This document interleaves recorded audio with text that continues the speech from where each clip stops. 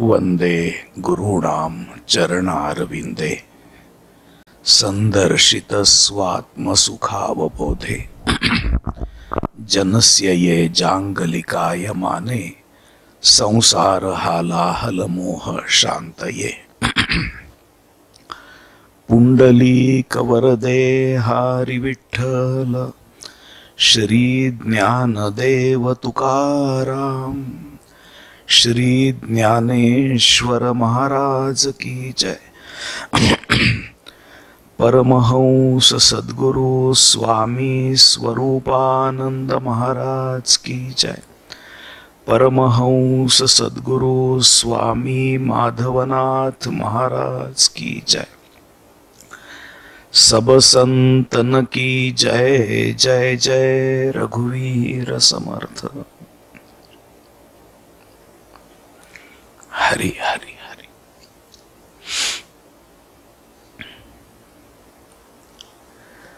ना तरी जीवाची ये सेजे गुरु कांतू करुनी भुंजे ऐसी प्रेमाचे नि भोजे बुद्धी वाहे। आत आपल्या अंतःकरणामध्ये अभ्यंतरी लियेकडे मोठ्या प्रेमानी श्री गुरूंचं रूप ध्यानामध्ये आणून त्याची उपासना करतो असं म्हटल्यानंतर ज्ञानेश्वर महाराजांनी अनेक दृष्टांत देऊन तो कशा रीतीने उपासना करेल त्याबद्दल सांगितलं।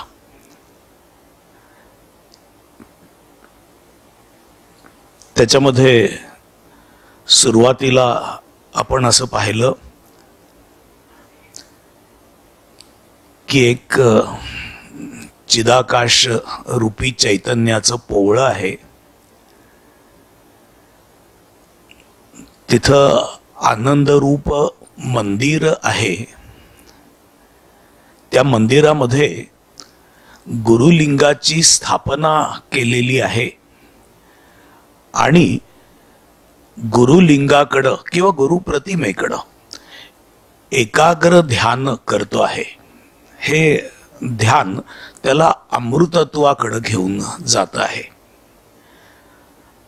आणि मग ज्ञानेश्वर महाराज म्हणाले की बोधाचा उदय होतो, बोधरूपी सूर्याचा उदय होतो, त्याचा बुद्धीवर प्रभाव पडतो, बुद्धी ही बोधित होते, त्याचाही परिणाम भावावर होतो, म्हणजे भाव निर्माण होतो, बुद्धी परिनिष्ठित होते आणि बुद्धी पुरस्सर मोठ्या भक्तीनी भावनेनी तो अष्टसात्विक भावाची जणू कमळ या गुरुलिंगावर अर्पण करतो, त्याचं लक्ष अर्पण करतो। शुद्ध अस्तित्व स्वरूप असं झाल्यामुळं काळशुद्धी होते।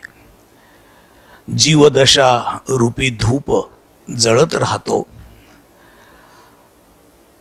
आणि तोच मी आहे असं ज्ञान निर्माण होतं, ज्ञानदीप उजळतो।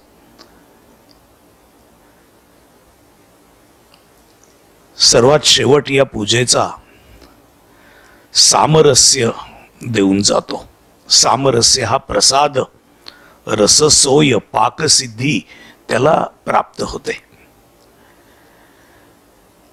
आणि हा प्रसाद तो अखंड अर्पण करत जातो। परमात्मा, गुरु परमात्म स्वरूप आणि आपणही परमात्म स्वरूप अशा प्रकारे त्रिपुटीचा नाश होऊन अत्यंत एकरूपता तो अनुभवतो। हाच कोणी एक या ध्यानाला मिळालेला प्रसाद। आणि अशा प्रकारची एकरूपता झाल्यावर देखील आपण कायम भक्ताच्या भूमिकेमध्ये राहणं पसंत करतो आणि गुरु हे आपले देव स्वरूप आहेत अशाच भावनेमध्ये कायम राहतो। आता ज्ञानेश्वर महाराज असं म्हणतात, ना तरी जीवाची ये सेजे गुरु कांतू करुनी भुंजे ऐसी प्रेमाचे नि भोजे बुद्धी वाहे। या ठिकाणी ज्ञानेश्वर महाराज असं म्हणतात की एक शेज आहे, अंथरुण आहे, त्या अंथरुणावर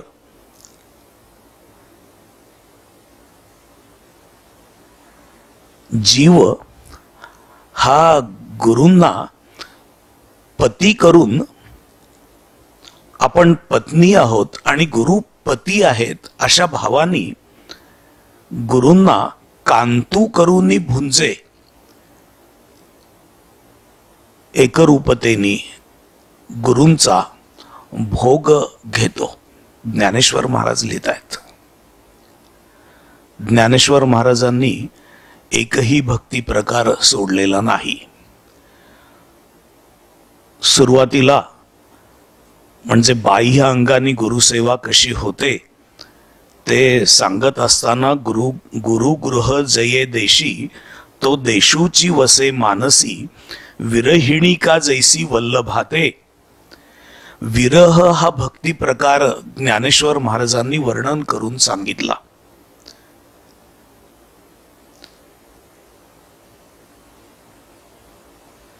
तियेकडून येतसे वारा, देखोनी धावे सामोरा, आड पडे म्हणे घरा बीजे कीजो. गुरु ज्या बाजूला आहेत, ज्या देशी गुरु आहेत, आपण परदेशी पडलेले आहोत आणि नाना वेटाळूनी जीविते, गुणागुण उखिते, प्राणनाथा उचिते दिधले प्रिया. अशी पतिव्रता आहे आणि तिला गुरूंचा विरह झालेला आहे, गुरुपतीचा विरह झालेला आहे, असंही वर्णन ज्ञानेश्वर महाराजांनी केलं. आपण ते पाहिलेलं आहे. त्यानंतर ज्ञानेश्वर महाराजांनी केलेलं वर्णन म्हणजे हृदय शुद्धीचा आवार करून गुरूंना त्या आवारामध्ये निश्चल ध्रुव करतो जणू, आणि सर्व भावेसी परिवारी आपण होय. सर्व भाव हा जणू परिवार आपला आणि गुरु, त्या गुरूंच्या ठिकाणी सर्व भावरूपी परिवारासह आपण राहतो आहोत अशी भावना केली. त्याच्यानंतर किंचित तंत्र उपासनेला स्पर्श करेल अशी साधना ज्ञानेश्वर महाराजांनी सांगितली. का चैतन्याची ये पोवळी, माझी आनंदाची या रावळी, श्री गुरुलिंगा ढाळी ध्यानामृत.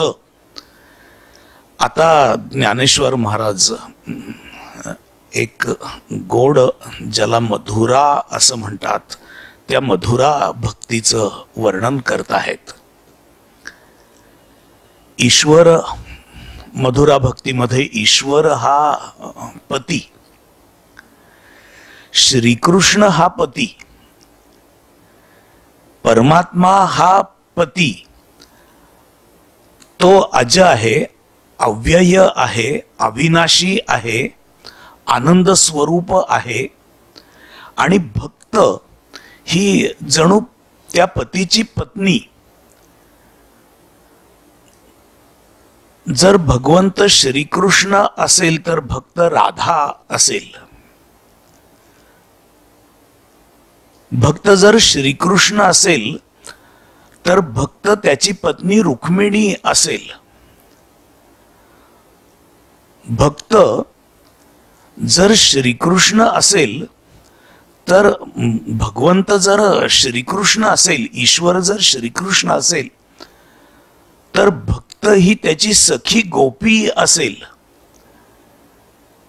भक्त हा परमात्मा आणि आपण त्या परमात्म्याकरता तडपणारे, तडफडणारे, जीवभावयुक्त असे.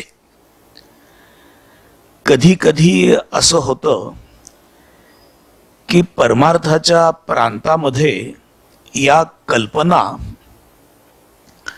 जरा कठीणच वाटतात. याचं कारण या कल्पना करणारं आपलं अभद्र मन असतं. नारदांनी भक्तीची व्याख्या करत असताना तदर्पित अखिलाचारता तद विस्मरणे परम व्याकुलता इति अशी भक्ती सांगितली. म्हणजे त्याला अर्पण करून, म्हणजे परमात्म्याला अर्पण करून सर्व कर्म ज्याची घडत आहेत, अखिल आचार घडतो आहे. आणि हा आचार घडत असतानाच कधी कधी जर त्याचं विस्मरण झालं तर परम व्याकुल होणं, हा भक्तीची व्याख्या नारदांनी सांगितली. आणि त्याच्या पाठोपाठ नारदांनी उदाहरण देताना मात्र यथा व्रजगोपिकानाम असं दिलं. ज्याप्रमाणे ब्रजामध्ये, व्रजभूमीमध्ये गोपींची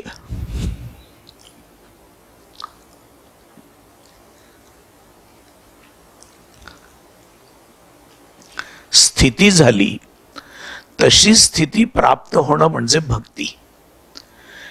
याचा अर्थ कोणी असा नको घ्यायला की आपण गोपी व्हायला पाहिजे, आपण स्त्री व्हायला पाहिजे, असा अर्थ याचा नाहीये. गोपींची जशी मनस्थिती झाली, जशी भावस्थिती झाली, तशी त्याला अर्पण करून सर्व कर्म करणं, आणि जर त्याचं विस्मरण झालं तर परम व्याकुल होणं, अशी भक्ताची स्थिती असावी असं नारद म्हणतायत. याच्यातून कदाचित ही मधुरा भक्तीची कल्पना निर्माण झाली असावी. याचं कारण असं आहे की या जे परमार्थाच्या इतिहासात नारदीय भक्तिसूत्र पुरातन समजली जातात. या नारदीय भक्तिसूत्राच्या आधी अशा प्रकारचा भाव फारसा वर्णन केलेला नाही, आणि तोही कृष्णचरित्रातून उचलला गेलेला आहे. ही मधुरा भक्तीची भक्ती कल्पना हा एक भक्ती प्रकार म्हणून रूढ झाला. मात्र त्या ठिकाणी स्त्री पुरुष संबंध नाहीये, तर रूपकाच्या अंगाने हे वर्णन करून सांगितलेलं आहे. हे बऱ्याचदा लक्षात येत नाही. ज्ञानेश्वर महाराजच म्हणतायत, ना तरी जीवाची ये सेजे, गुरु कांतू करूनी भुंजे, तेव्हा आपली कल्पना थांबून जाते.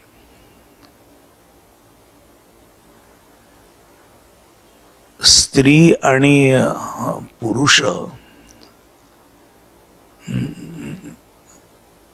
हे दोघेही आपली अपूर्णता नेहमीच अनुभवतात, निसर्गतः देहभावाच्या अंगाने नेहमीच अनुभवतात.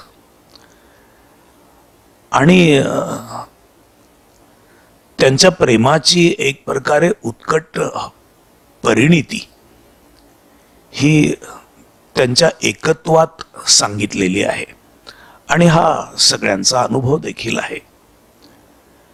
दोन अशा प्रकारे जीव जेव्हा उत्कट सुखद अशी एकरूपता अनुभवतात, जणू राधा आणि श्रीकृष्ण, मग अशी म्हटलं तसं जसं रुक्मिणी आणि श्रीकृष्ण, जशी गोपी आणि श्रीकृष्ण, जसा देहभाव आत्मभावाशी एकरूप व्हावा, या कल्पनेकरता हे सांगितलेलं आहे. या स्त्री पुरुष प्रेमाची म्हणजे मधुरा भक्तीची भावना ही भक्ती प्रकारामध्ये घेतली, आणि या स्त्री पुरुष प्रेमाच्या परिणती स्वरूप उत्कट एकरूपतेचा अनुभव दोघांनाही येतो. पण त्या सुखानंतर जेव्हा ते एकमेकांपासून विलग होतात, तेव्हा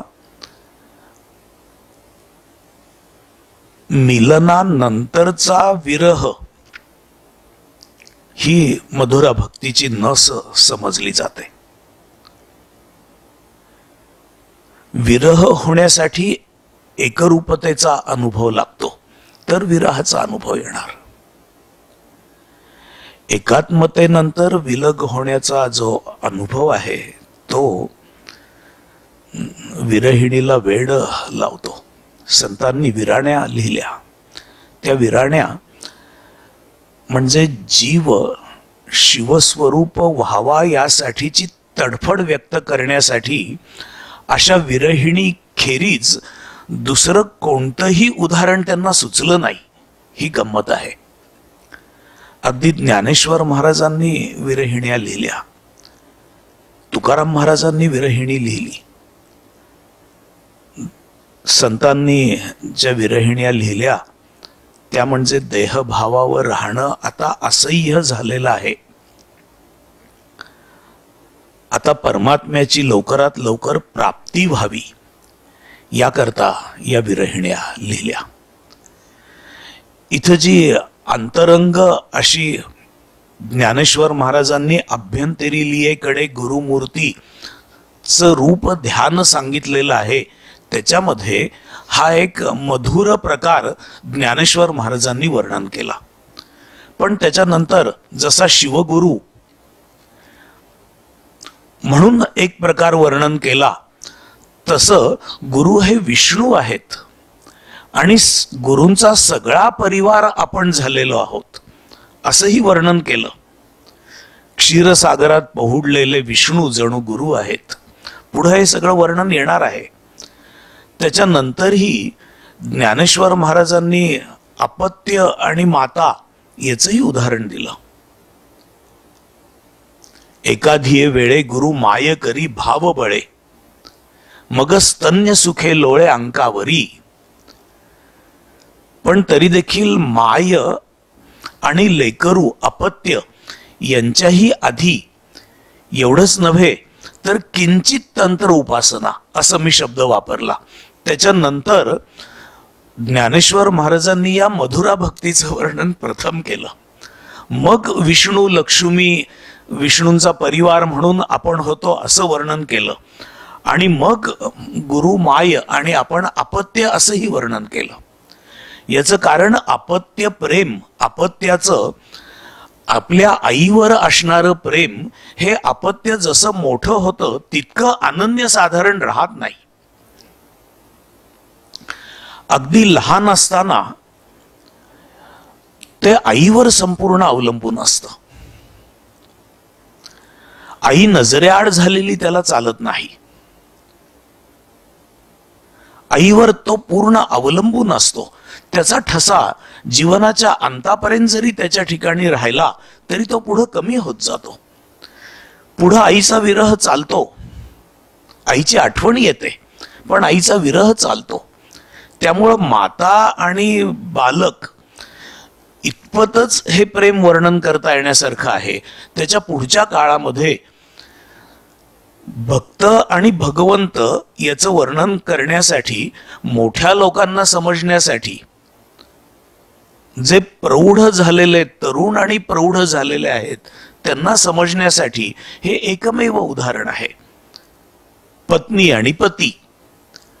तसं ज्ञानेश्वर महाराजांनी त्याच्याही पुढे जाऊन माता आणि बालक याचं मात्र उदाहरण अनेक अंगांनी दिलं. ते फार पवित्र नातं आहे. जसं कल्पतरू तळवटी गुरु धेनू आहेत आणि आपण पाठी वत्स झालेले आहोत. धेनू आणि तिचं वत्स अथवा चक्षु पक्षी विण पिलू होया आपण, अजून डोळेही फुटलेले नाहीयेत असं पिलू आपण आहोत.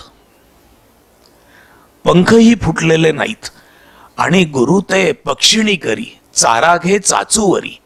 ती पक्षिणी आली की पिलाला एवढंच माहित असतं की चोच उघडायची आणि त्या चोचीमध्ये पिलू चारा, पक्षिणी चारा देते. त्याप्रमाणे निसर्गातली काही उदाहरणं ज्ञानेश्वर महाराजांनी दिली की गुरु कृपा स्नेह सलिली, आपण होय मासोळी, इतकं अनन्य की पाण्या वाचून मासा राहूच शकत नाही. तसं गुरु कृपेच्या स्नेह सलीलातच कायम आपण असावं. त्यांचं जर स्नेह सलील आटलं तर आपलं जीवनच संपलं असंही वर्णन केलेलं आहे. आणि त्याच्या पुढे जाऊन अजून गुरु हे जणू कृपेचा वर्षाव आहेत आणि आपण सेवावृत्तीचं रोप आहोत. आपण रोप आहोत, पण गुरु जो वर्षाव करतात त्या वर्षावाला आपण सेवेनी प्रतिसाद देणारं रोप आहोत असं वर्णन केलेलं आहे. हे सगळं आपण पाहणार आहोत. पण तूर्त समोर असलेली ओवी आपल्याला पाहिजे आहे. ना तरी जीवाची ये सेजे गुरु कांतू करूनी भुंजे ऐसी प्रेमाचे नि भोजे बुद्धी वाहे. प्रियकर आणि प्रेयसी, पती आणि पत्नी, श्रीकृष्ण आणि राधा हे केवळ रूपक इथं आहे. इथं स्त्री पुरुष संभोगाची कल्पना सांगितलेली नाहीये. ती प्रत्यक्ष आचरायला सांगितलेली नाहीये. तर हे माहित आहे की मानवी सुखाची अतिशय आनंददायी आणि उत्कट चरम आनंदाची स्थिती ही मानवी देहामध्ये संभोगात जेवढी प्राप्त होते तेवढी इतर कुठंच प्राप्त होत नाही. देहातील ही सुखाची सर्वोच्च अनुभूती ही अंतिम आहे असं देहधार्याला वाटतं आणि देहाच्या योगानीच, पण देहाच्या जणू पलीकडं असणाऱ्या सुखाची किंचित अनुभूती आपल्याला आली अशा प्रकारचा अनुभव व्यक्ती घेते. खरं म्हणजे जर तरलता असेल, पुरेशी तरलता असेल, तर प्रत्येक विषयाच्या आणि इंद्रियाच्या सहयोगामध्ये ही सुखाची प्राप्ती होत असते. शब्द, स्पर्श, रूप, रस आणि गंध या सगळ्या विषयांच्या ठिकाणी एक प्रकारे असं परमोच्च सुख देण्याचं सामर्थ्य आहे. पण फक्त ते सुख घेणारं अंतःकरण अत्यंत तरल पाहिजे आणि प्रत्येकापाशी ते नसतं. जसं उत्तम गायनाचं सुख आहे ते श्रवण सुख आहे, पण प्रत्येक जणापाशी, प्रत्येक व्यक्तीपाशी ते गाणं समजण्याचे कान नसतात, हृदय नसतं. कोणी कोणी असं म्हणतात की औरंगजेबाचे अवतार हे असतात. त्यामुळं गाण्यातून काय जे सुख आहे ते प्रत्येकाला समजत नाही. पण जर तरल अंतःकरण असेल तर त्यांनी अत्यंत एकाग्रता प्राप्त होते. तो आत वळतो, त्याच्या मनाची निस्तरंगता होते, केवळ सुख शिल्लक राहतं आणि या सुखाची प्रचिती शब्दामुळे येऊ शकते, दृश्यामुळे येऊ शकते. मी असं वाचलं होतं की रामकृष्ण लहान असताना, लहान म्हणजे काय त्यांचं वय असेल 8-9 वर्षांचे असताना प्रथम त्यांना जेव्हा ट्रान्सचा अनुभव आला तेव्हा बंगालमध्ये अनेक तळी आहेत, त्या एका तळ्याच्या काठानी ते चाललेले होते आणि त्या तळ्याचं पाणी निवळलेलं होतं, स्वच्छ नितळ पाणी होतं आणि पलीकडून एक बगळ्याची रांग आकाशातून जात होती. त्याचं प्रतिबिंब पाण्यामध्ये पडलेलं होतं आणि या दोन्ही गोष्टी पाहून त्या दृश्यामुळे रामकृष्ण भान हरपले आणि तिथं कोलमडून पडले. इतका आनंद झाला की ते देहभाव विवर्जित काही थोड्या काळाकरता असे झाले. तेव्हा त्यांना प्रथम असं कळलं की इंद्रियाच्या योगाने इंद्रियांच्या पलीकडचं सुख घेता येतं. त्यामुळे शब्दाच्या अंगाने घेता येतं, स्पर्शाच्या अंगाने घेता येतं, रूपाच्या अंगाने घेता येतं. प्रत्येक विषय सर्वोच्च सुख देऊ शकतो किंचित काळ. पण हा संभोग हा विषय असा आहे की या एका विषयात शब्द, स्पर्श, रूप, रस, गंध या सगळ्याचा प्रत्यय येऊ शकतो. असं असल्यामुळं या मधुरा भक्तीचं फार वर्णन काही काही संप्रदायांमध्ये केलेलं आहे. ही प्रचिती येण्यासाठी तिथं दुसरा कोणी असण्याची गरज असते. तो असेल तर त्याच्या योगाने द्वैताला बाजूला सारून तो आपलं स्वतःचं सुख अनुभवतो. हा परमार्थाचा विषय असल्यामुळं परमार्थातलं जे अंतिम सुख आहे ते अंतिम सुख हे जीव आणि शिवाच्या एकरूपतेने प्राप्त होतं. तिथेही दोन आहेत. एक आपल्या स्वतःला वेगळा समजणारा जीव आहे, जीव भाव आहे, आणि एक अंतिम आनंद स्थिती आहे ज्याला शिवभाव असं म्हणतात. हे जे पारमार्थिक सुख आहे, या पारमार्थिक सुखाच्या प्राप्तीकरता जे काही घडतं ते सगळं साधकाच्या आतच घडतं. त्याचा संबंध स्त्री पुरुष भावाशी नाही. मात्र या पारमार्थिक सुखाचंही परमोच्च सुखाचं वर्णन करण्यासाठी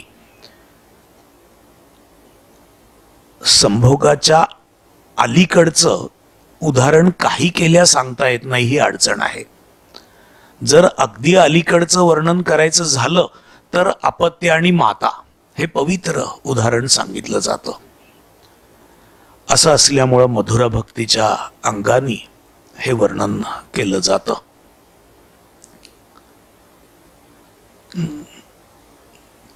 इथं स्त्री पुरुष दोन्हीही मधुरा भक्तीच्या भक्ती प्रकारामध्ये स्त्री भावात येतात.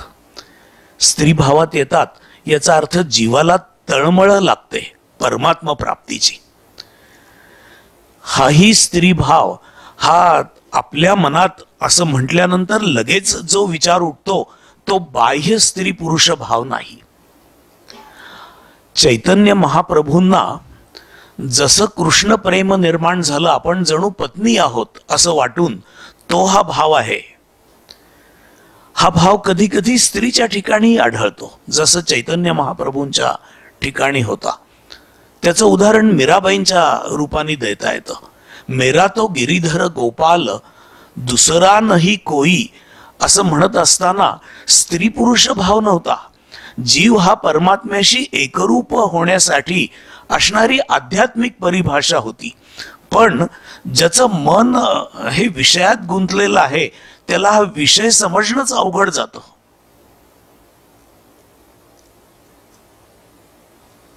गुलाबराव महाराज आपल्या स्वतःला ज्ञानेश्वर कन्या समजत असत आणि श्रीकृष्णांना पती समजत असत. पुरुषाच्या ठिकाणी हा भाव आढळतो. ज्ञानेश्वर महाराजांनी भक्त, विरहिणी आणि गोपाळ श्रीकृष्ण अशा भावात राहून विरहिण्या रचलेल्या आहेत.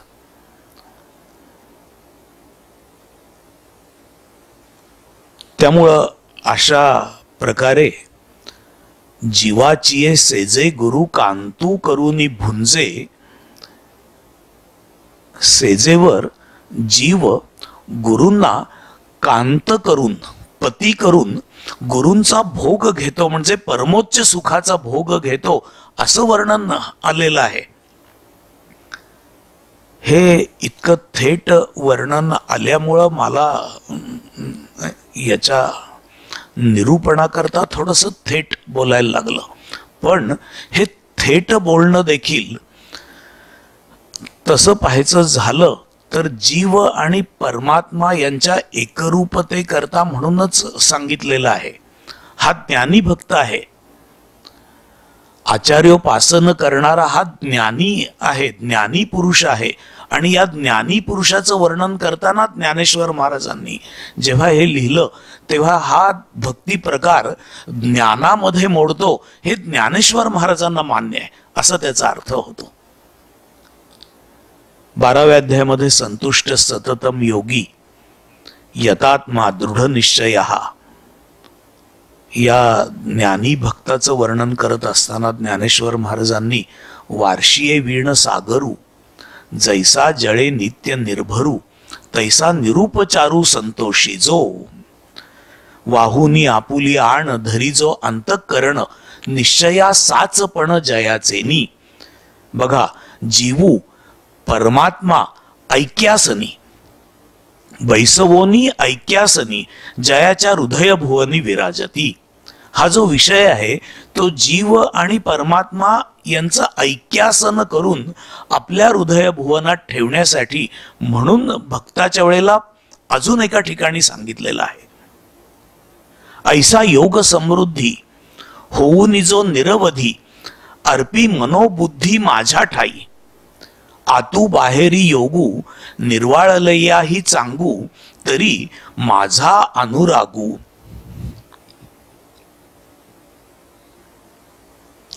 सप्रेम जया अर्जुना गा तो भक्तू तोची योगू तोची योगी तोची मुक्तू. तो वल्लभा मी कांतू ऐसा पडिये. हा भक्त ही पत्नी आहे आणि मी पती आहे असं समज, असं म्हटले. कधी कधी ते बोलत असताना ही एक सामान्य उपमा आहे असं वाटतं, पण हा भक्ती प्रकार म्हणून सांगितला. जीव ही कोणी एक स्त्री आहे, पत्नी आहे, आणि परमात्मा हा जणू कोणी पुरुष आहे म्हणजे पती आहे. तो त्याची मन आणि बुद्धी माझ्या ठिकाणी अर्पण करतो. ती वल्लभा आहे, ती आपली मनोवृत्ती माझ्या ठिकाणी अर्पण करतो तो मी कांत आहे असं भगवंत म्हणतायत. आणि याला ज्ञानेश्वर महाराजांनी तोच भक्त आहे, तोच योगी आहे, तोच मुक्त आहे असं म्हटलेलं आहे. तो वल्लभा मी कांतू ऐसा पडिये. तो वल्लभा म्हणजे पत्नी आणि मी कांत म्हणजे पती असं जाण असं म्हणतात. म्हणजे याच ठिकाणी केवळ हा उल्लेख आलेला आहे असं नाही. सर्वोच्च सुखाचं वर्णन करत असताना 5व्या अध्यायामध्ये ध्यान सुखाचं म्हणजे जीवनमुक्ताचं वर्णन करताना ज्ञानेश्वर महाराजांनी शक्नोती हैवय सोढून प्राक शरीर विमोक्षणात या श्लोकावर निरूपण केलं. तेव्हा हा परमात्म सुख कसं अनुभवतो हे ज्ञानेश्वर महाराज सांगतात. आपण एक अभंग ऐकूया आणि मग पुढचं निरूपण होईल.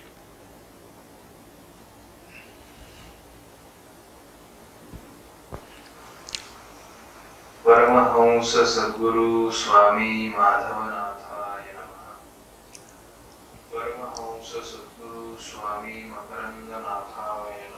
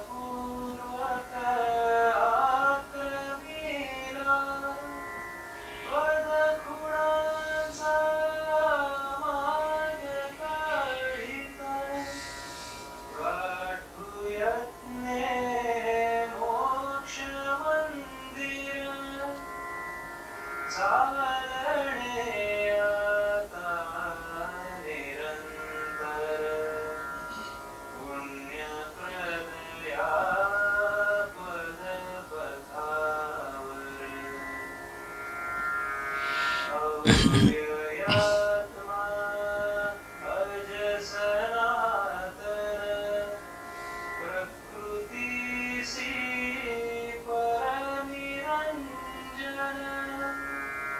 सत्य सुंदर शिव चिरंतन ब्रह्मते सदसद्विलक्षण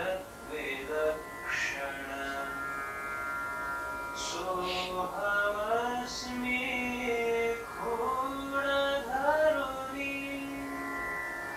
उन्मनी सुख साधु सुंदर चारणे आता निरंतर पुण्यप्रदया पदपथावर भक्ति प्रेमाची धरोहर परम भाग्ये लाभलीसे योग पीठीची कुप्रमंगे गुरुकृपे सह उकलीसे तीच विकसित करुणी साची करुणी जाऊ दे निजांतर चालणे आता निरंतर पुण्यप्रदया पदपथावर शोकं वृत्ति अवतरोनि सिंधु आजी बिंदु विरुदी व्यापकाच्या संगतीने जीव शिवता बोध पावरी तेची मकरंदे सुखाने तेची मकरंदे सुखाने धन्यता लाहो खरोखर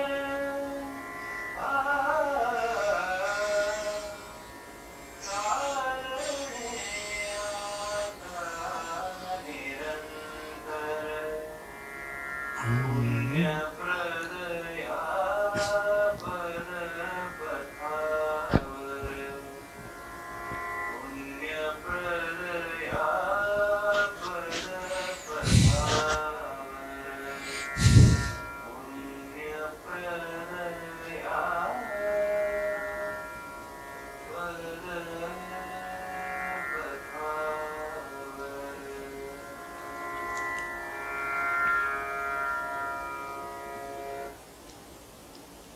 हरी हरी हरी राम राम चालू आहे.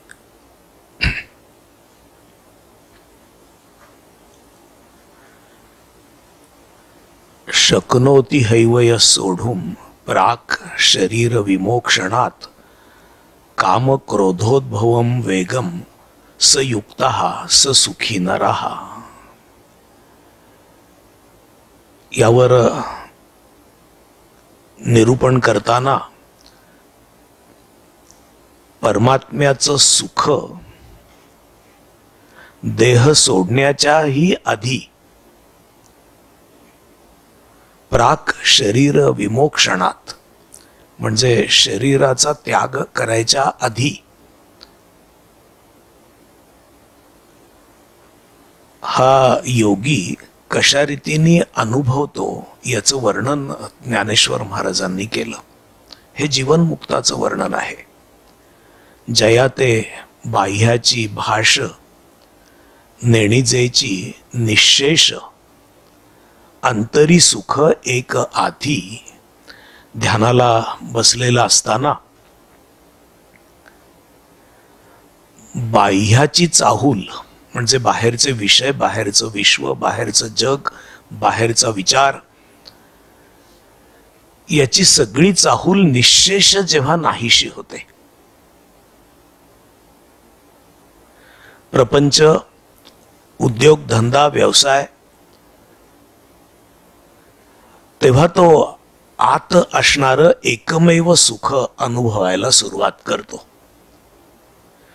पण हे जे सुख आहे, हे सुख अनुभवण्यासाठी एक कंडिशन आहे, एक अट आहे. परी ते वेगळेपणे भोगीचे, जैसे पक्षीये फळ चुंबीचे तैसे नाही, असं ज्ञानेश्वर महाराज म्हणतात. पक्षी एक आहे आणि एक फळ आहे, आणि पक्षी फळाचा आस्वाद घेतो, असं हे सुख अनुभवता येत नाही.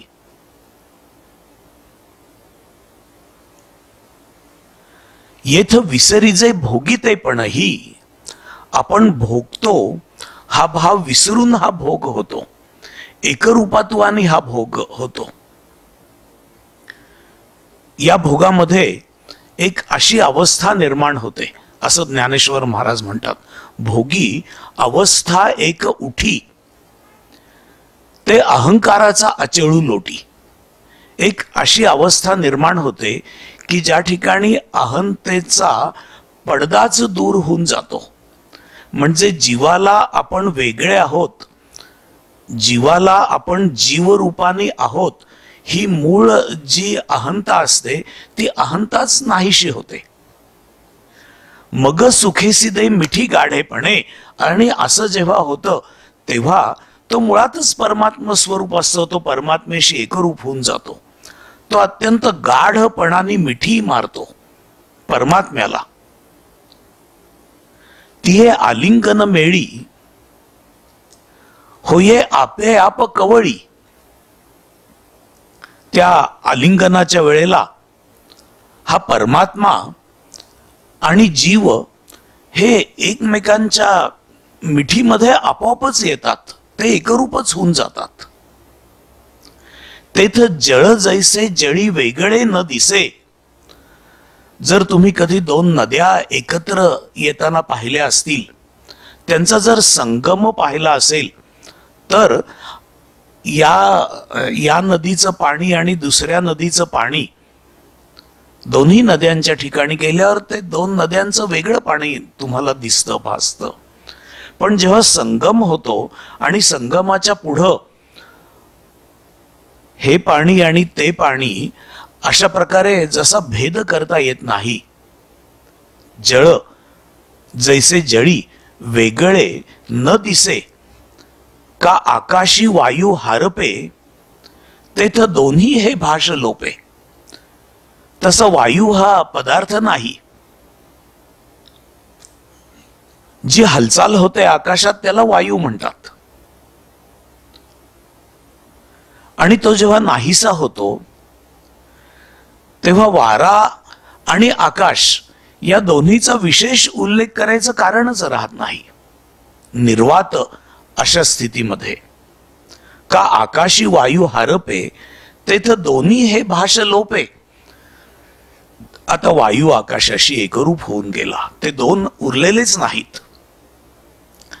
तैसे सुखची उरे स्वरूपे. तसा चिदाकाशामध्ये परमात्म्याशी एकरूप जेव्हा होतो, बाह्याची भाष नेणीजेची निश्शेष. आता बाहेर काही नाहीच आहे, बाहेरची भाषा निश्शेष संपलेली आहे. तेव्हा तो केवळ एकटाच परमात्म्याचं सुख वेगळा स्वतःला समजत होता. ते वेगळेपण नाहीस होऊन त्या सुखाशी एकरूपच होऊन गेला. तेथ सुखची उरे स्वरूपे सुरती तिये. ही एक प्रणय क्रीडा आहे असं ज्ञानेश्वर महाराज म्हणतात. ही सुरत क्रिया आहे. याचं वर्णन वारंवार जरी केलेलं असलं तरी स्त्री पुरुष संबंध नाही. पण तुम्हाला आम्हाला याखेरीज समजत नाही त्याला कोण काय करणार. सुफी संत देखील परमात्म्याशी एकरूपते करता इश्क हा शब्द वापरतात. तिथं त्यांना तसं म्हणायचं नाहीये, पण ही समजून घेणाऱ्याची मर्यादा आहे. याच्यापेक्षा अधिक चांगलं त्याला समजतच नाहीये, कारण त्याचा असणारा सर्वोच्च जो अनुभव आहे तो सांगणं गरजेचं आहे. तो सांगितला तर तो थोडं बहुत काही समजेल असं वाटल्यामुळं इथं ज्ञानेश्वर महाराजांनी देखील सुरत क्रिया सुरती तीये असं म्हटलेलं आहे. ना तरी जीवाची सेजे गुरु कांतू करूनी भुंजे. ना तरी म्हणजे पहिलं उदाहरण संपलं, आता दुसरं उदाहरण म्हणून ना तरी किंवा किंवा हे नाही तर अजून एक उदाहरण असं ज्याला म्हणावं तसं. सेजे म्हणजे अंथरुणावर जीव कांतू करून शिवाला गुरुला भोगतो.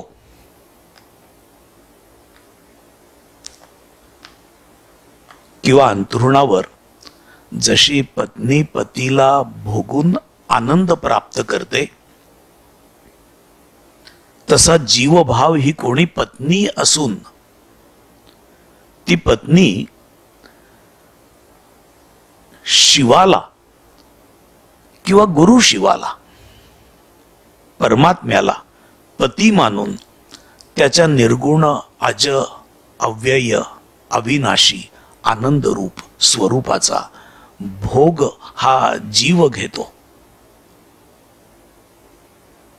ऐसे प्रेमाचे नि भोजे बुद्धी वाहे.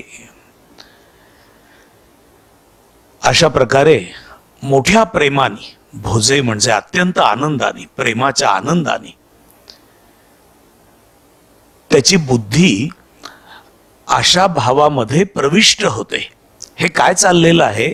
आणि अभ्यंतरी लियेकडे प्रेमाचे नि पवाडे श्री गुरूंचे रूपडे उपासी ध्यानी हे पालुपद आहे. कसं ध्यान करतो तर जीवाची सेजे गुरु कांतू करूनी भुंजे आपल्याला समजण्यासाठी आहे. जीव हा परमात्म्याशी, शिवाशी, परमात्म्याशी, त्याच्या अक्षर अविनाशी आनंद स्वरूपाशी एकरूप होऊन परमात्म्याचा आनंद भोगतो.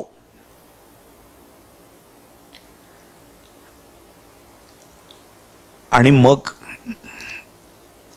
ज्ञानेश्वर महाराजांनी वर्णन केलेल्या अन्य उपमा आहेत, त्याही संपवायचा माझा विचार आहे. म्हणून मधल्या म्हणजे 392 पासून ते 395 पर्यंत असणाऱ्या 4 ओव्या सोडून पुढच्या ओव्या मी घेतो. या ज्या 4 ओव्या आहेत त्या नंतर मी घेईन. जसं गुरु विष्णू आहेत क्षीराब्धीमध्ये पहुडलेले, त्याकरता ज्ञानेश्वर महाराजांनी 4 एक ओव्या लिहिल्या. एकाधिये वेळे गुरु माय करी भाव बळे. हे समजेल एखाद वेळेला, ते समजेल असं म्हणायच्या ऐवजी ज्ञानेश्वर महाराज कोणत्या कोणत्या भावामध्ये रमत होते ते इथं लक्षात घेण्याची गोष्ट आहे. आणि तशा प्रकारे साधकाला साधना करता येणं शक्य आहे. माझ्या पुरतं जर बोलायचं झालं तर प्रत्येकाच्या प्रकृतीची मर्यादा असते. प्रत्येकाच्या प्रकृतीमध्ये कमी अधिक प्रेम असतं, कमी अधिक समजून घेण्याची क्षमता असते. म्हणून जरी कल्पनेनी, बुद्धीनी, तर्कानी आणि यथार्थतेनी मला जरी ना तरी जीवाची सेजे गुरु कांतू करूनी भुंजे हे समजलं असलं आणि मी त्याच्यावर माझ्या कल्पनेप्रमाणे, माझ्या शक्यतेप्रमाणे समजलं असलं आणि मी तुम्हाला ते समजून सांगितलं असलं तरी मी त्याची अनुषंगिक साधना नाही करू शकत. ही माझी मर्यादा आहे. ज्ञानेश्वर महाराज करू शकतात, पण मला तो भाव आणता येत नाही. ही माझी मर्यादा आहे. म्हणून या प्रत्येक गोष्टी प्रत्येकाकरता आहेत असं कृपा करून समजू नका. आणि या आपल्या ठिकाणी नाहीत म्हणून मोठे अश्रू ढाळण्याचंही कारण नाहीये. तुम्हाला जमेल त्या अंगाने करा. ज्ञानेश्वर महाराज तुम्ही होऊ नाही शकत. ज्ञानेश्वर महाराज ते ज्ञानेश्वर महाराज. पण मला एक होता येणं शक्य आहे.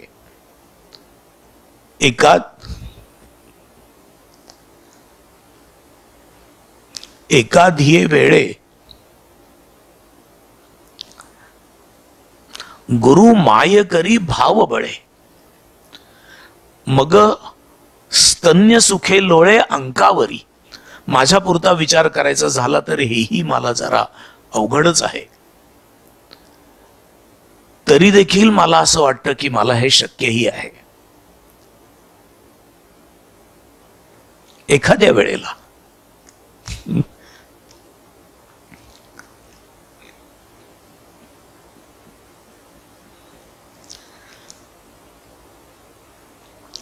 गुरु आपली माऊली आहेत, माय झालेले आहेत असं समजू. मी का असं म्हटलं की हेही मला जरा अवघड जाऊ शकेल, कारण माझ्या गुरूंना मला स्त्री रूपात कल्पना करता येत नाही म्हणून मला ते अवघड जाईल. पण मग मला ते सोपंही जाईल. अशा करता सोपं जाईल की या ठिकाणी मी माझ्या खरोखरच आईला कल्पना करेन, मग मला सोपं जाईल. माझ्या गुरूंनी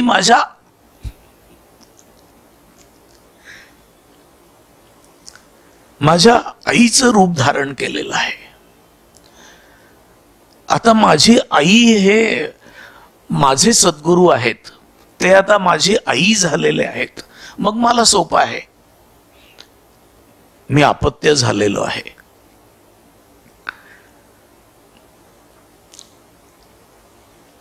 याचीही साधना मी घेऊ नाही शकत, पण तरी देखील मी याची साधना केली, कधी कधी करतो. वेळेशी माझं फार भांडण आहे.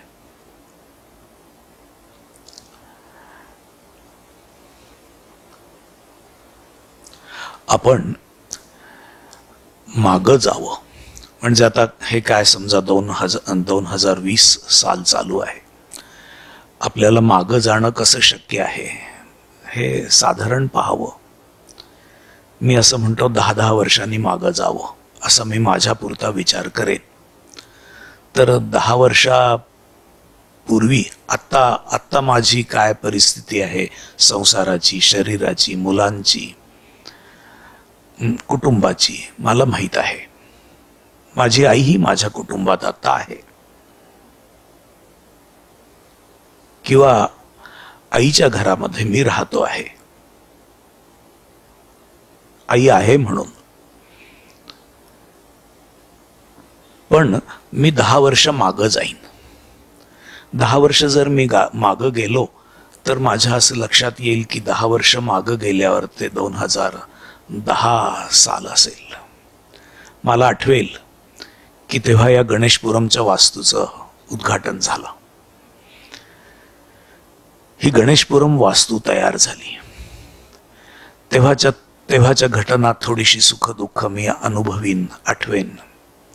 माझ्या आईलाही आठवेन. त्याच्याही मागं मी 10 वर्ष जाईन कल्पनेनी. मात्र असं जाता आलं पाहिजे. तर मग ते 2000 साल असेल. माझ्या स्वामीजींनी देह ठेवून 3-4 वर्ष झालेली होती. मी कोणती विशिष्ट परिस्थिती अनुभवत होतो त्या परिस्थितीमध्ये मी जाईन, मनाने जाईन, प्रसंग आठवेन. ती जी जशी असेल तशी मी आठवेन. त्याच्या मागं मी 10 वर्ष जाणं शक्य आहे का? आहे शक्य. मग ते 1990 साल असेल. तेव्हा माझं लग्न होऊन 4 वर्ष झालेली होती. माझा मोठा मुलगा 3 वर्षांचा होता, धाकटा मुलगा 1 वर्षांचा होता. मी आठवीन, माझ्या पुरतं आठवीन. तेव्हाची माझी आई वडील ही आता माझ्या कुटुंबामध्ये मला आठवता येतील. मी सगळं माझं कुटुंब आठवेन. तेव्हाच्या आठवणीत थोडासा रमेन. त्याच्या मागं मला जाता येईल का? येतं. त्याच्या मागं मी 1980 सालामध्ये जाईन. मी स्वामीजींकडे येऊन नेमकी 4 वर्ष झालेली होती. हे नेमके काळ असे आहेत की 76, 80, 86, 90, हो की नाही, 96, 2000.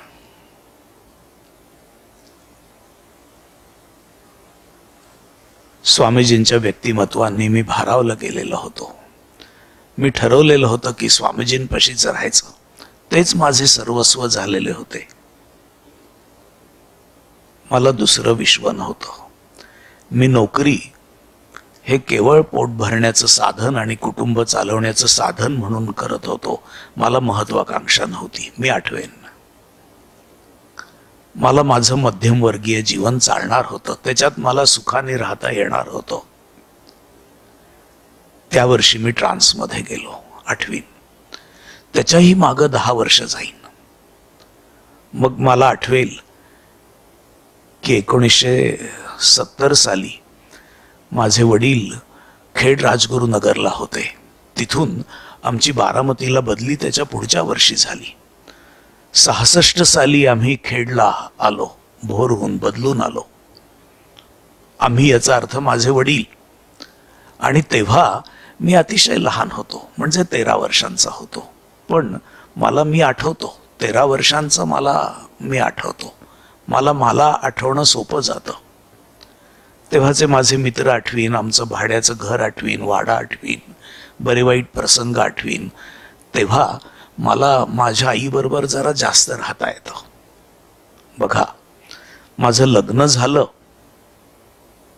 तेव्हाही मी आईला आठवलं. लग्न झालेलं नव्हतं, मी नोकरीला लागलो तेव्हाही मी आठवलं. पण त्याच्याही आधी 10 वर्ष गेल्यावर जेव्हा मी अगदीच 12-13 वर्षांचा होतो तेव्हाही माझं विश्व आईच होती. आता आई माझ्या जीवनात आली, खऱ्या अर्थाने आली. आणि मग मी अजून 5 वर्ष मागं गेलो. मला आठवतं मी 8 वर्षांचा, 6-7 वर्षांचा होतो. इथं 13 वर्षांचा होतो, 8 वर्षांचा होतो. मला आमचं भोरचं घरही आठवतं. तिथले लोक थोडे बहुत आठवतात. पण माझ्यावर प्रेम करणारी आई आता मला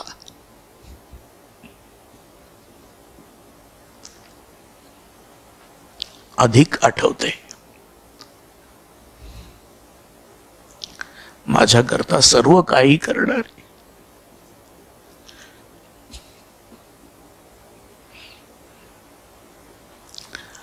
आणि मग मी थोडा एक वर्ष मागं जायचं.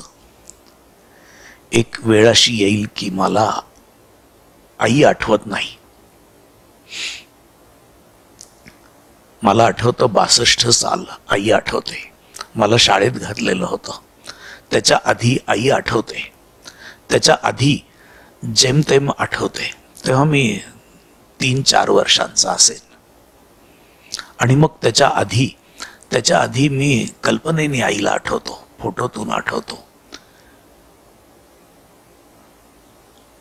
आणि मग मी तान्हा होतो हे मला आठवत नसलं तरी मला कल्पना करता येते. तेव्हा आईचं मी सारं सर्वस्व होतो. आणि आई माझ्याकरता सर्व काही. मी हे सगळं डोळे मिटून करतो. मागच्या काळामध्ये जातो.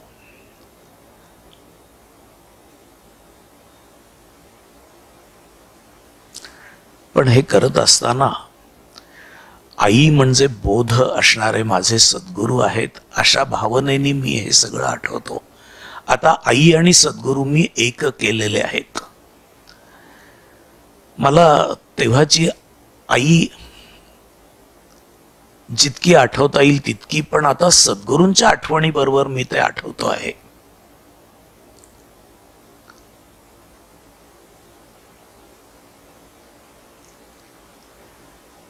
आणि आईनी जसं स्तन्य सुख दिलं, तिच्या अंकावर मी मोठा झालो. तसं आता मी ही कल्पना बाजूला सारतो. आता मी आठवतो माझी आणि स्वामीजींची पहिली भेट. मग स्वामीजींनी मला अनुग्रह दिला. मी स्वामीजींना माय माऊली म्हणायला लागलो. आईची आठवण केल्यावर आता गुरु माऊली हे मला जरा आठवायला जवळ जायला लागलं. आणि गुरूंनी दिलेलं स्तन्य सुख म्हणजे ओम तत्वम सोहम सहा हा केलेला गुरूंचा उपदेश. अशा रीतीने युक्तीनी मी गुरूंना माऊली करू शकलो. पण याची मी साधना नाही घेऊ शकत. मी हे तुम्हाला सांगू शकेन, समजावून सांगू शकेन, पण त्याच्यापेक्षा अधिक मला करता येणार नाही. हे ज्याचं त्यांनी करण्याची गोष्ट आहे. कोणाकोणाला तर वाटेल की काय कल्पनेचे खेळ निष्कारण आहेत, तर ते त्यांना लखलाभ असो. ज्ञानेश्वर महाराज म्हणतात, ना तरी गा किरीटी चैतन्य तरु तळवटी गुरु धेनू पाठी आपण वत्स होय. हेही आपल्याला जमेल. वृक्ष आहे, पण चैतन्य वृक्ष आहे, ज्ञान वृक्ष आहे. ब्रह्म हाच कोणी वृक्ष आहे. तो ऊर्ध्व मूल अधशाखा असा आहे. तो चैतन्य रूपाचा आहे. त्या वृक्षाच्या छायेखाली गुरुही आहेत आणि मीही आहे.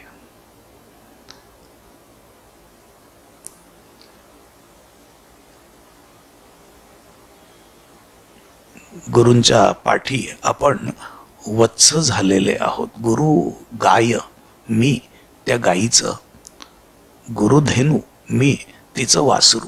किंचित कल्पना करता येणं शक्य आहे, थोडी अधिकही करता येणं शक्य आहे. पण आत्ता मी म्हणतो आहे त्याच्यापेक्षा त्याचं जास्त विवरण किंवा निरूपण नाहीये. आणि हा चैतन्य तरु आहे तो चित शक्तीचा, चित रूपाचा असा वृक्ष आहे. आणि आपण सगळे या चित वृक्षाच्या तळाशीच आहोत. हा चित वृक्ष इथं आहे, चिदाकाशामध्ये. आणि तिथंच गुरुधेनू आहे आणि तिथंच आपण वत्स होऊन गुरूंच्या जवळ आहोत. पाठी पाठी करणारं वत्स असतं तसं. गुरु कृपा स्नेह सलिली आपण होय मासोळी. गुरु कृपा रूपी स्नेह तेच जळ आहे. ते मी पुरतं अनुभवलेलं आहे.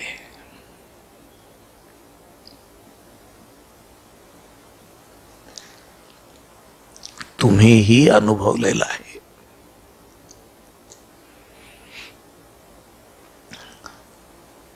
आणि त्या जळामध्ये केवळ ते जळ आहे म्हणून ते जळ जर सुकलं तर आपलं जीवन संपलं. गुरु कृपा आणि गुरु स्नेह याच जळावर शिष्याचं पोषण होतं. शिष्य जगू शकतो. आपण त्याच्यामध्ये मासोळी सारखे आहोत. मासोळीच्या जशा जीवनाला पाणी व्यापून राहिलेलं असतं ती पाण्यामध्येच असते, तसा मी आहे. ही कल्पना मला करता येते, तुम्हालाही करता येईल.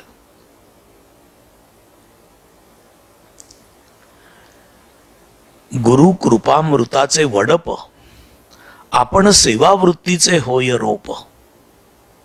ही कल्पना एखाद वेळेला करता येईल. मला येते करता. गुरुकृपेचा, गुरुकृपारूपी अमृताचा वर्षाव होतो आहे. त्या वर्षावामध्ये रोप वर्धिष्णू होत आहे. ते जसं वर्धिष्णू होत आहे तसं ते सेवावृत्तीने वर्धिष्णू होत आहे. ज्ञानेश्वर महाराज प्रत्येक शब्द कसा तोलून मापून लिहितात बघा. नुसतंच अंकुर फुटतोय आणि वृक्ष निर्माण झालाय असं नाही. तो वृक्ष हा सेवावृत्तीचा वृक्ष आहे. म्हणजे तो त्याच्या अवतीभोवती असणाऱ्या सर्वांची सेवा करतो आहे. गुरु आहेत अशा भावनेनी सेवा करतो आहे.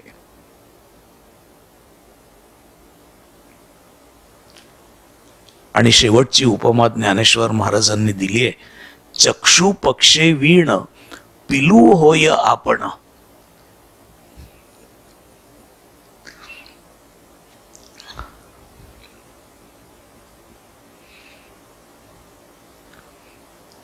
हे तर मला अगदीच जमतं.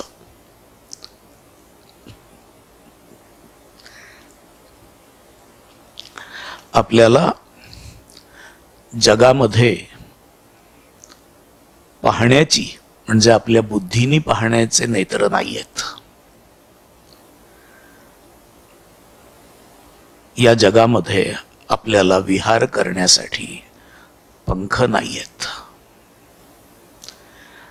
असे नेत्र असणं बुद्धीचे आणि कर्मेंद्रिय असणं यांनी आपण अहंकारजन्य होतो. आपणही कोणीतरी आहोत ना असं वाटायला लागतं. पण ज्याला डोळेच अजून उघडलेले नाहीयेत असं आपण पिलू आहोत. ते डोळे ना बुद्धीच्या दृष्टीने पाहतात ना पाहण्याचा अहंकार धारण करतात. ते शास्त्र वाचत नाहीयेत, ते उपनिषद वाचत नाहीयेत, ते आपण जे वाचलं त्याचा अभिमान धरत नाहीयेत. तसा अभिमान धरून आपण ज्ञानी झालो अशी भावना धरत नाहीयेत. सोपं आहे आणि करण्यासारखं आहे. अजून या पक्षाच्या पिलाला डोळेच फुटलेले नाहीयेत आणि विहार करण्याला पंखही फुटलेले नाहीयेत. असा गुरूंवर पूर्ण अवलंबून असलेला मी आहे. जसं ते पिलू असतं. आमच्या घरातून शुक्रवार पेठेच्या दरवर्षी या दिवसामध्ये कावळ्याची घरटी दिसायची. 2-3 पिलं त्या घरामध्ये असायची आणि कितीही वारा सुटो त्यावेळेला ती आई त्या घरट्यावर बसलेली असायची. म्हणजे ती फांदी आहे ती 4थ्या मजल्याच्या वर गेलेली 2ऱ्या मजल्यापर्यंत खाली आली तरी देखील ती उडत नसायची. ती त्या पिलांजवळ असायची. ते परत वर जायचं सोसाट्याचा वारा असला तरी देखील. कारण चक्षु पक्षे वीण पिलू त्या घरट्यामध्ये होतो.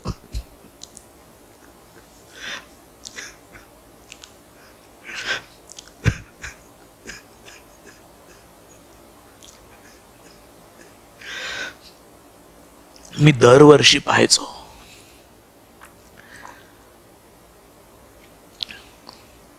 ते पिल्लू थोडं थोडं मोठं व्हायचं. पण ती लाल भडक पिलं, कावळ्याचं पिल्लू लाल असतं सुरुवातीला आणि त्याची अतिशय लाल चोच. ते येऊन बसला तिथं की फक्त ती पिलं अगदी लहान असताना दिसायची नाहीत, पण फक्त अशा चोची दिसायच्या. 2-3 चोची दिसायच्या. आणि ती आई मोठ्या प्रेमाने जे खाल्लेलं असेल ते चघळून त्याची लाळ केलेली त्या पिलाच्या चोचीत प्रत्येकाच्या भरवायची आणि उडून जायची. परत यायची. तिथं कोणाला येऊ द्यायची नाही. मांजर तर येऊ शकणार नाही, इतके उंच बांधलेलं असायचं. पण अन्य पक्ष्यांपासूनही बचाव करायची.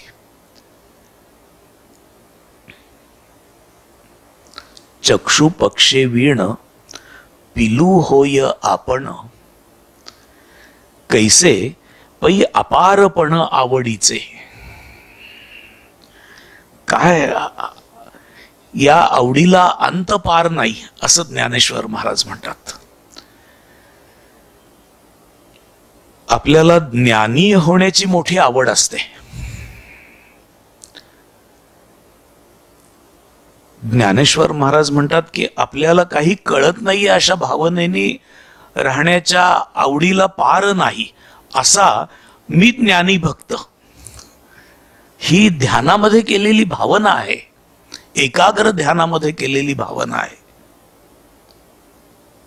गुरु ते पक्षिणी करी,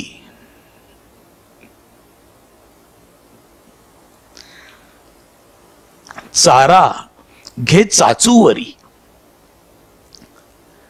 अजून एक सांगितलंय, गुरु तारू धरी आपण कास. याच्यासाठी तुम्हाला पोहता यायला नसलं पाहिजे. तुम्हाला पोहता येत नाहीये, किंवा तुम्हाला पोहता येत असलं तरी तुमची शक्ती संपलेली असली पाहिजे. जोपर्यंत शक्ती आहे तोपर्यंत देखील आपल्या स्वशक्तीचा अभिमान असतो. पण तारू किंवा तारक म्हणजे काय हे समजण्यासाठी तुमचं डोकंही बुडेल अशा पाण्यात तुम्ही उतरलं पाहिजे, तर कळतं की तारून नेणारा किती महत्वाचा असतो. ती कल्पना मला येते करता, ती येते करता. मी एकदा बुडालेलोही होतो लहानपणी. माझ्या एका मित्राने मला हात धरून बाहेरही काढलेलं होतं.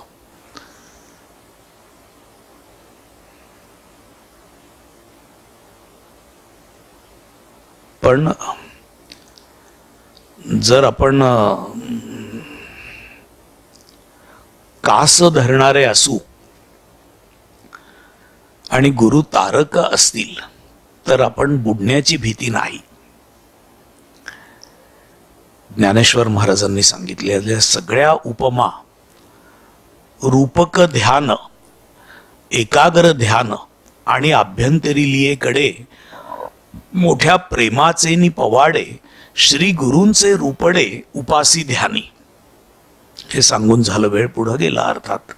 पण हे एकाच प्रवचनात सांगता आलं तर बरं असं मला वाटत होतं. तसं मी संपवलं. आता एक साधना राहिली, ती अतिशय महत्वाची आहे आणि ती करूनही पाहता येण्यासारखी आहे. ती म्हणजे मी मगाशी गाळलेल्या ओव्या, 13व्या अध्यायातल्या 391 ते 395 या ओव्या गुरु विष्णू म्हणून भावना केलेली आहे, त्या आपण पुढच्या वेळेला बघूया. हरिओम तत्सत. विठ्ठल विठ्ठल विठ्ठल विठ्ठल विठ्ठल विठ्ठल विठ्ठल विठ्ठल विठ्ठल. नमितो योगी थोर विरागी तत्वज्ञानी संत, तो सत्कविवर परात्पर गुरु ज्ञानदेव भगवंत. ओम ओम ईशावास्यम इदं सर्वं यत्किंच जगत्यां जगत् तेन त्यक्तेन भुञ्जीथाः मा गृधः कस्य स्विद्धनम्. ओम शांति शांति शांति.